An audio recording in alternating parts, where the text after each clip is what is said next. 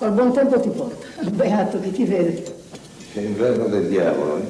Da molto tempo non si era conosciuto un inverno sì. Abbiamo combattuto come in guerra e ne usciamo fuori zuppi come dal torrente. E bisogna essere ricchi come te, per non aver pensieri.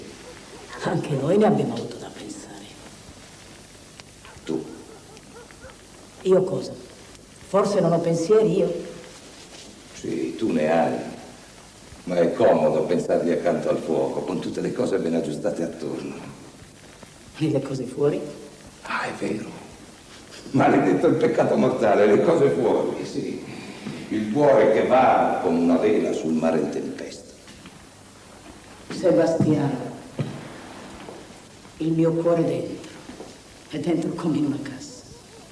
E dammi la chiave, allora. Non c'è chiave. È una cassa sconquassata. Ma a te che ti importa? Mi importa, sì. Allora che vuoi? Tu non mi hai dato mai niente, mai amore, mai niente di tuo. E ora sei venuta a togliere quello che è mio. Marianna, sono venuto per parlarti di cose serie. L'inverno è stato lungo e crudo. Io non sono più venuto perché combattevo contro la rabbia come contro il vento. E poi credevo che tutto fosse uno scherzo, una cosa senza importanza. Sei tu che prendi le cose tutte a scherzo, Sebastiano. Io non sono abituata allo scherzo. Eh sì, si scherza a volte. Ma poi d'un tratto lo scherzo cambia e diventa cosa seria. E allora ti domando, che intenzioni hai? Non vuoi consultare i tuoi parenti, eh? Che intenzioni hai? Marianna, in questi ultimi tempi tuo padre è venuto spesso da me. È malato di crepacuore. Sì, pareva volesse confidarsi con me, ma poi se ne andava e non rispondeva neppure alle mie domande. Allora mi accorsi che qualcosa di grave c'era. Adesso sono qui. Voltati, Marianna. Voglio che tu mi guardi. Voglio sapere le tue intenzioni. Sebastiano, io sono padrona della mia vita. Voglio bene a Simone e lo sposerò. Arrivi. E ridi pure, donna. Una sola cosa ti dico, però. Nessuno dei tuoi parenti ti ha mai chiesto nulla, Marianna, nulla, neppure i più bisognosi. Era come un'intesa fra noi, di non molestarti, di lasciarti libera, tranquilla, come il fiore in mezzo al cespuglio. Sì, per noi eri proprio così, come un fiore. Passavi per essere la donna più fiera e pura della nostra stirpe. Adesso invece ti infami. Adesso ci copri tutti d'una macchia. Ebbene, senti, se tuo padre non è buono a nulla, se non sa difenderti e guardarti lui, ti difenderò io. Sì, io, in mia coscienza di cristiano. Ti difenderò contro tua voglia. A tutti i costi, anche a costo della vita e della libertà. Ricordatelo. No! Tu non te ne andrai. Sebastiano, cosa hai voluto dire? Ah, va, che tu l'hai capito bene senza che io te lo spieghi. E allora adesso mi devi dire che cosa ti importa. Che cosa ti importa? Che importa a te e agli altri? Se per i beni prendeteveli pure. Tutto prendetevi. Anche la cenere del focolare. Non voglio nulla. Io voglio solo la mia libertà. Ma perché? Non posso avere la mia libertà, quello che io voglio. Parenti. I parenti. Non mi avete mai dato niente. Non avete mai avuto amore per me. E ora? Cosa volete ora? Siete venuti a togliere quello che è mio, quello che a voi sembra di troppo, la mia felicità. Chi mi ha voluto bene a me? Chi? Chi mi ha dato amore?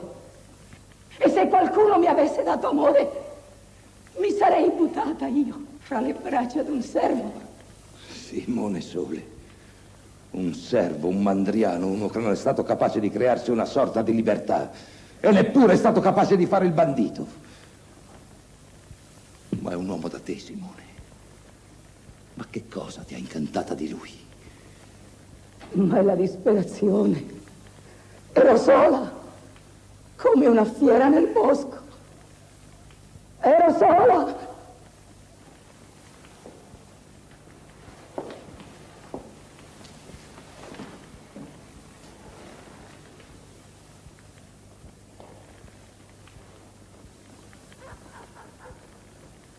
Marianna, io ti ho sempre voluto bene. Ma avevo paura di te. Tu eri ricca, io ero povero. Ti credevo superba. Credevo che tu volessi sposare un signore. Ecco perché ero come un idiota davanti a te. E adesso? Adesso? Adesso? Adesso?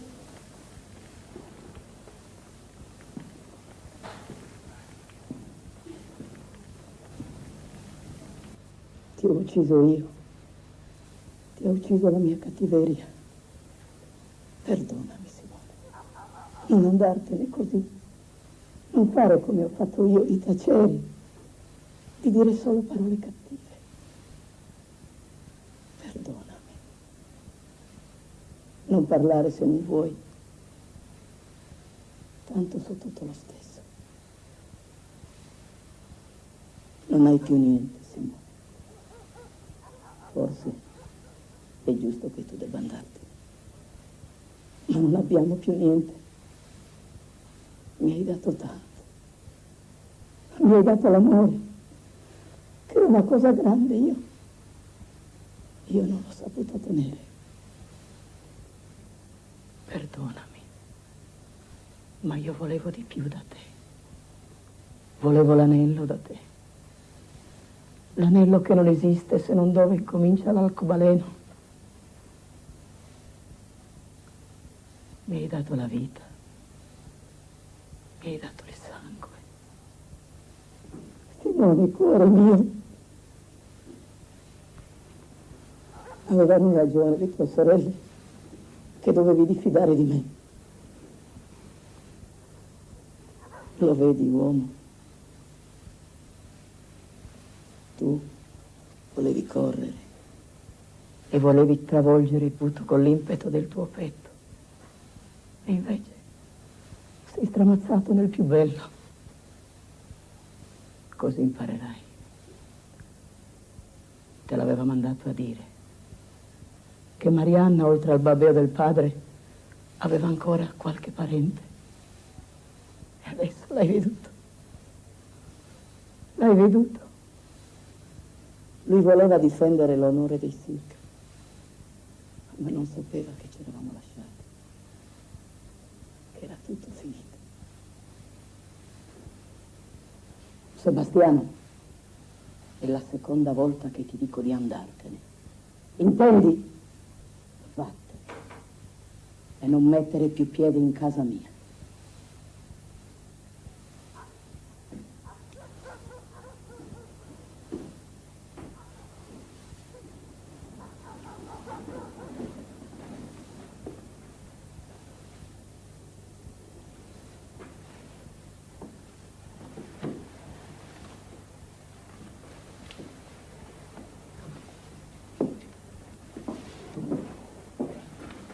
Ego ti absolvo a peccati studi. Prinifelo. Io ho rubato in chiesa. Ho rubato un anello con diamante a Nostra Signora del Miracolo. Sta lì, nella cartucciera. Perché hai fatto questo, Simone? Volevo darlo a una donna, impegno di fede. Ebbene, tu mi consegnerai l'anello e lo porterò io a Nostra Signora del Miracolo. No, vorrei darlo a Marianna, perché lo porti lei. Va bene. Lo consegneremo a Marianna perché lo riporti lei. Hai altro, Simone? Nulla. Ego te absolvo, a peccatis tuis, in nomine Patris, et Filii, et Spiritus Sancti. Amen. Marianna? Marianna? Marianna, Simone ti vuole consegnare un anello che deve essere portato da te a Nostra Signora del Miracolo. Cercalo, è nella cartucciera.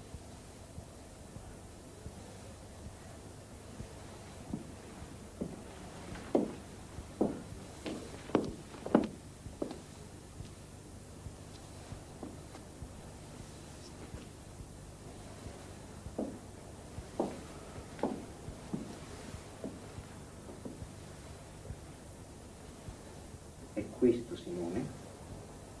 È questo. Mettimi l'anello, Simone.